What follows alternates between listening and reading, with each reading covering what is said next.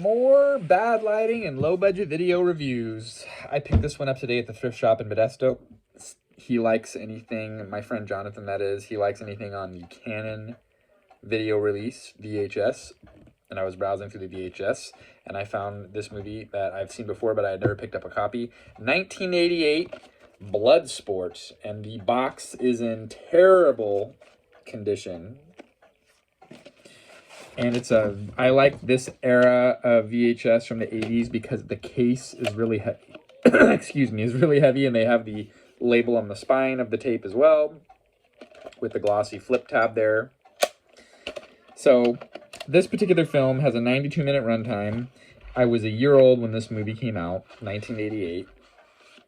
And this movie is considered a cult classic.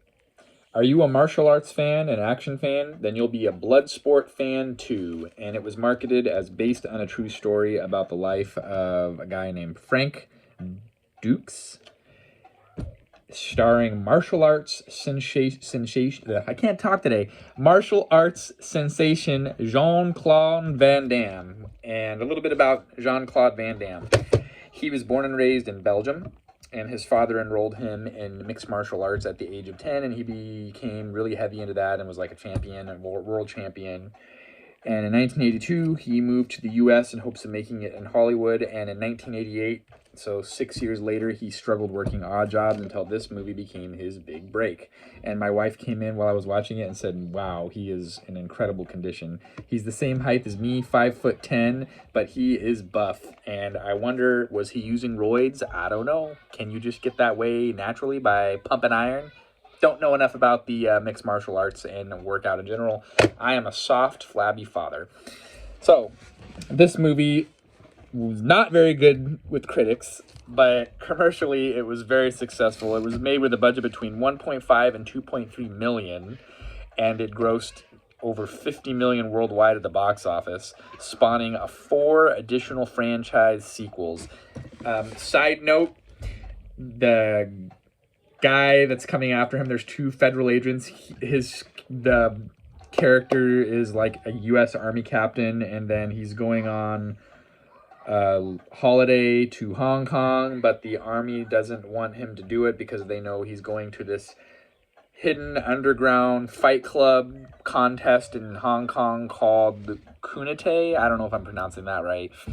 And basically, Forrest Whitaker plays one of the federal agents that's trying to stop him from going to this event. Okay, so this movie is called Based on a True Story because it was based off of a 1980 Black Belt magazine article that they talked about interviewing this guy, Frank, however you pronounce his last name, it's spelled D-U-X, and the screenplay writer, whose name is, I'm looking at my notes, Sheldon Lettich, spent time with Frank hearing his tall tales, and later realized that it was a bunch of crap, still thought it would be a good idea for a movie, so they took all these stories and that were probably most likely fabrications, and the whole underground fighting to the death thing, the Kumite event, they thought that would be a great movie, and Canon Studios was also looking for a martial arts star, and then they found Van Damme. There you go. You get this picture. The acting is atrocious. It's absolutely awful. He has a friend that he meets whose name I did not write down. Donald Gibb. Loved him as like a good buddy balancing. Loved that actor.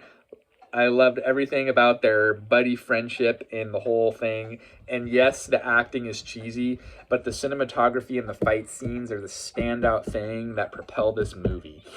You don't necessarily watch it for the acting of Van Damme, which, this was one of his first movies. It wasn't great. And he was nominated for a Raspberry Award for his performance. And he lost it to Ronald McDonald in Mac and Me. But besides the point, I think this movie is an iconic movie. The more I read about it too, for example, it helped spawn UFC in the U.S. and interest in mixed martial arts in the U.S. There there wasn't as much interest in it prior to this movie in 1988, and that kind of helped propel early UFC 1.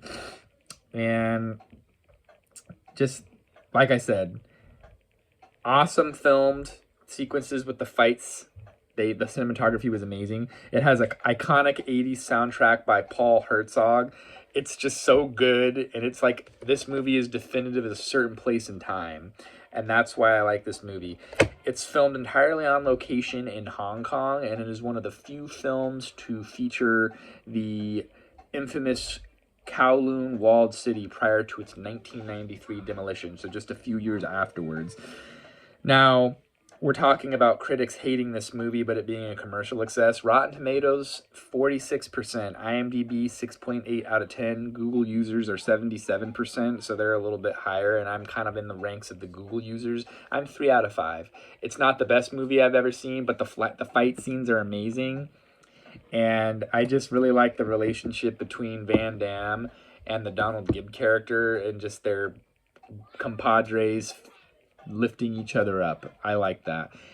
But it's the fighting sequences that you tune in for, right?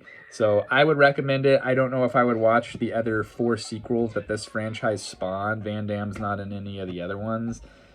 If you're a lady, you want to watch this movie for the beefcakes. If you're a guy, maybe you want to watch it for that too. But if you're into fighting, this is a movie for you. And if not, maybe you could just sit back and have a good laugh with your friends. So that's my take. Bloodsport, I will be sending this off to my friend Jonathan. I hope you enjoy it, and I'd like to hear your thoughts on it when you watch it too. Until next time, we will see you then.